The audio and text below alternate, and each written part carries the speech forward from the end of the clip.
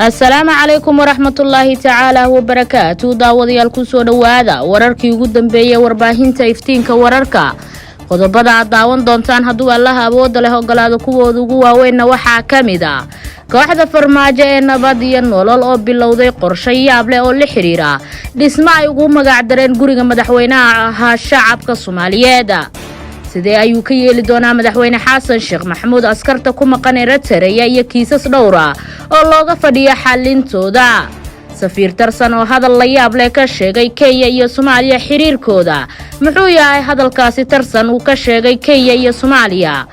dowladda federaalka Soomaaliya oo imaaraadka kala wareegtay lacag dhan 9.6 milyan oo dollar taasi oo imaaraadka lagu sheegay in Soomaaliya uu ugu deeqay. kuwaasina waxay ahaayeen qodobadii ugu waaweynaa. haatan u diyaar garooba qodobadaasi iyo qodobo kale oo faahfaahsan haddii aad nagu cusubtahay daawada fadlan subscribe noo saar gambaleelkana furo si waqti walba aad u hesho wararkii ugu dambeeyay xaqiiqda ku saleysan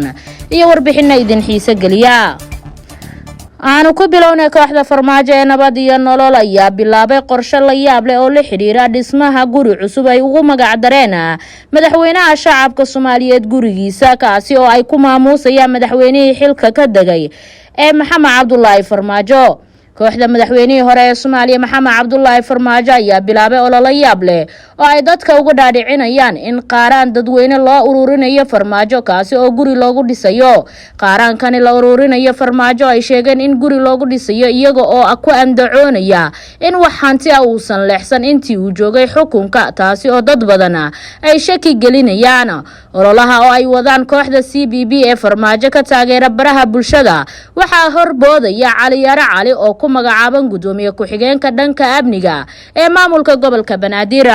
qoraal uu baahiyay waxa uu ku sheegay Cali Yare Cali in qorshaha ay shacabka guriga ugu dhisayaan madaxweyne Farmaajo uu socdo isla markaana ay wadaan fikrad ururin ku saabsan hanaankii lacagaha shacabku ku deeqayaan loo soo xareenayo sidoo kale akoonada bangiyada iyo taleefanada la isticmaali lahaa iyo shirkadda qandaraaskaasi dhismaha gurigaasi qaadanaysa. inta badan dadka Soomaaliyeed ee waxgaradka ayaa baraha bulshada ka bilaabay falcelin ka dhan ah arintani oo ay ku sheegeen maran habaabin indhaha dadka looga leexinayo tuhunada la xiriira in Farmaajo lunsaday hanti badan.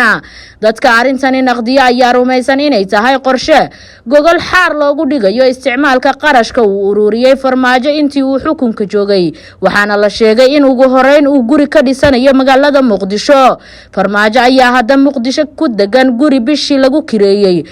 25,000 oo dollar taasi oo dhalinaysa su'aasha ah cidda bixinaysa lacagtaasi. Farmaajo ayaa markii uu xukunka qabtay waxa uu mishaarka madaxweynuhu ahaa 8,000 oo dollar bishii halka uu ka dhigay 60,000 oo dollar taasi oo aad loola yaabay kana turjumaysa marxaladda dhaqaale ee Soomaaliya ka jirta. ilaha ugu badan Farmaajo uu qarashka aan xisaabta lahayn ka soo gali jiray waxa kamid ah gobolka Banaadir oo xubnihii uu magacaawday ay taabiciin u ahaayeen. sidoo kalena waxa xusid mudan in 5 sano Farmaajo uu xukunka joogay 4 kamid ah aysan dawladdu sameeynin wax xisaab xir ah isagoo joojiyay isla xisaabtankii maaliyadeed ee dawladda kadib markii uu sanadkii koobaad u soo baxay lacag dhan 40 milyan oo uu lunsaday. Farmaajo la aaminsan yahay in madaxweyne uu ku noqday lacag laaluusha oo la siiyay xildhibaanada sidoo kalena intii uu talada dalka hayay lacag badan oo laaluusha ku bixiyay doorashooyinka ka dhacay maamul goboleedyada iyo arrimo kale oo aan masiiri ahayn.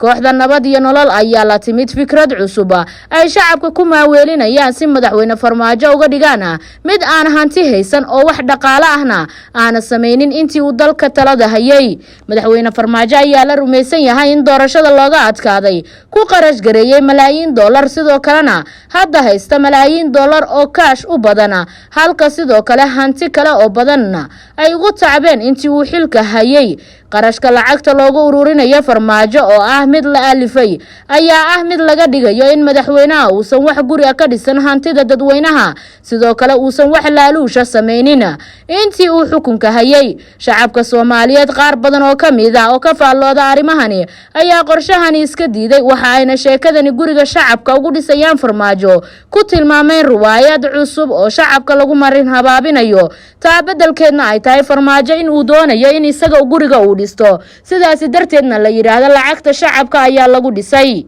sidee ayuu ka yeeli doonaa madaxweyne xasan sheekh maxamuud askarta ku maqana dalka ila taraya iyo kiisas dhowr ah oo looga fadhiyo xalintooda kiisaskaasi oo uu hormuud ka yahay kiiska Allah u naxariistay Ikraan Tahliil Faarax oo ka tirsaneed hay'adda Nisaa. xasan sheekh maxamuud oo xilka la wareegay isniintii toddobaadkana ayaa waxa uu kala kulmi doonaa caqabado dhowr ah oo u badan kuwa la xiriira amniga qaranka iyo khilaafaad siyaasadeed. inta uu dalka hogaaminayay Maxamed Cabdullaahi Farmaajo waxaa si weyn u burburay isku xirnaanshaha amniga iyo howlaha samafalka ee Soomaaliya iyadoo madaxweynihii hore uu sidoo kale wajahay eedeymo la xiriira in uu si qaldan u isticmaalay ciidamada ammaanka uuna ku daray siyaasadda ayna ku milmeen amaradiisana ay qaadan jireen. arinta xiisaha leh waxay ahayd xasan sheekh maxamuud maalintii ugu horeysay ee xafiisku qabtay uu si gaar ah xafiiska ugu soo bandhigay caqabadii ugu horeysay iyadoo askartii Soomaaliya ee lagu tababarayay Eritrea ay hareysay xafladii xil wareejinta ee ka dhacday villa Soomaaliya.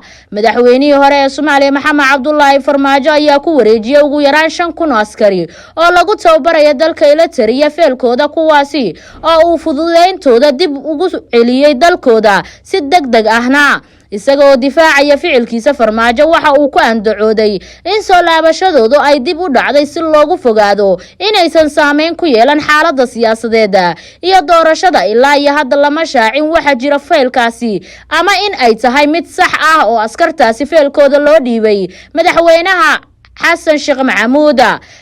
maxamuud ayaa sheegay in sida ugu dhaqsiyaha badan uu ugu shaqeyn doono soo celinta askarta Soomaaliyeed ee lagu tababaray dalka Eritrea si ay uga qayb qaataan xoreynta dalka ilaa iyo hadda lama shaacin waxa ku jira feelka xil wareejinta ee uu soo bandhigay madaxweynaha muddaxileedkiisa dhamaaday Maxamed Cabdullaahi Farmaajo. howlaha ugu weyn ee madaxweynaha cusub horyaala waxaa ka mid ah in askarta lagu soo biiriyo ciidamada xoogga dalka Soomaaliyeed taasi oo laga yaabo inay qaadato waqti dheer maadaama tababarkooda uusan si toos ah ugu xirnayn siyaasadii xilligaasi jirtay. mucaaradka ayaa Farmaajo ku eedeeyay in uu tababarayo dana siyaasadeed gaar ah oo uu tababaraya askartaasi. xildheerayaasha ayaa qaba in xasan sheekh laga rabo in daacad u ahaado shacabka Soomaaliyeed isla markaana muhiim ay tahay in ay qaadaan waxa jira feelkaasina ay ogaadaan. waa inuu sameeyaa guddi madax banaan oo si qoto dheer ah u baara haddii ay jiraan cadeymaha in askartaasi loo diray Tigreega ayay yiraahdeen falanqeeyaasha siyaasadda. su-aasha ay tahay in xasan sheekh maxamuud uu ka jawaabo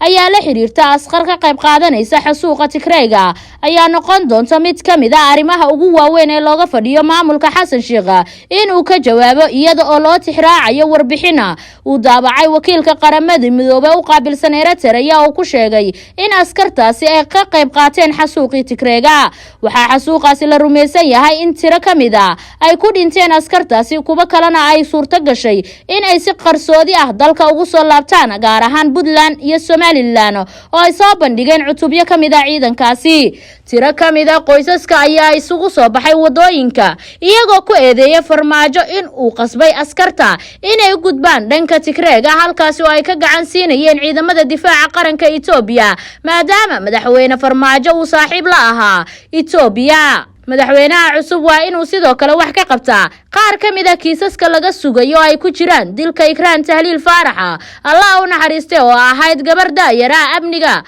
internetkana u qaabilsaneed Nisaa oo lagu dilay xaalad aan cadayn ila wareedyo kala duwan oo geerida la xiriira ayaa daaha ka qaaday in loo beegsaday wax ay ka ogeed tababarka qarsoodiga ah ee askarta Soomaalida loogu soo xiray dalka Eritrea. saaxiibadeeda ayaa xaqiijiyay in ay hoygeeda ku sugnayd ka hor inta aan la afduuban habeen hay'adda Nisaa waxay cadeeyeen in al-shabaab ay dishay Ikraan hase ahaatee al-shabaab ayaa dhankooda iska fogeeyay eedeyntaasi waxaana kiiskani inta badan lagu fiiqayay Maxamed Cabdullaahi Farmaajo iyo Fahad Yaasiin inay ka dambeeyaan. xasan sheekh maxamuud ayaa loogu fadhiyaa inuu soo saaro kiiska Ikraan Tahliil Faarax iyo cidda ka dambeysay dilkeeda. safiir Tarsan ayaa hadal la yaab leh ka sheegay Kenya iyo Soomaaliya xiriirkooda maxay tahay hadallada uu ka sheegay danjiraha Soomaaliya u fadhiya magaalada Nairobi Maxamuud Axmed Nuur Tarsan oo hadal ka jeediyay kulan lagu taageerayay madaxweynaha cusub xasan sheekh maxamuud ayaa ka hadlay xiriirka dalalka Soomaaliya iyo Kenya ka dhaxeeya. Tarsan ayaa ugu horeyn hambalyo iyo duco u diray madaxweyne xasan sheekh maxamuud oo mar labaad loo doortay madaxweynaha dowladda Soomaaliya. Danjiraha ayaa soo hadal qaaday arrimaha Soomaaliya iyo Kenya maadaama uu xiriirkoodu xumaa 5 sano ee la soo dhaafay, waxaana ka dalbaday madaxweynaha inuu hagaajiyo arrintaasi si loo ilaaliyo dirisnimada iyo ganacsiga ka dhaxeeya labada dal. sidoo kale waxa uu fariin u diray madaxweyne xasan sheekh maxamuud oo ugu baaqay in safarkiisa ugu horeeya uu ku tago magaalada Nairobi ee caasimadda dalka Kenya. waxa kale uu soo jeediyay in dib loo furo xadka labada dhinac iyo ganacsiga, isaga oo tilmaamay in faa'iido badan ay ugu jirto shacabka labada wadan ee diriska ah. si kastaba Soomaaliya iyo Kenya ayaa siyaasad ahaan isku farasaaray sanadihii la soo dhaafay iyadoo xitaa mar la kala qaatay safaaradaha, waxaana sidoo kale xiisada ay ugu sii dartay kiiska badda ee la geeyay maxkamadda ICJ kaasi oo ay ku guuleysatay Soomaaliya. Kenya ayaa 5 sano uu fadhiyay Maxamed Cabdullaahi Farmaajo waxa uu ku jiray dalalka xiriirka Soomaaliya kala xumaaday maadaama dowladda Kenya la joojiyay qaadka ay keeni jirtay Soomaaliya iyada oo taa beddelkeedna la siiyay dowladda Ethiopia oo saaxiib la ahayd Farmaajo. madaxweynaha haatan talada ku fadhiya ayaa waxa aad loola xiriiriyaa in Kenya uu kala dhaxeeyo xiriir aad u dheer oo saaxiibtinimo ah, iyadoona taa beddelkeeda uu ku bedeli doono booska Ethiopia ay u fadhiday Maxamed Cabdullaahi Farmaajo.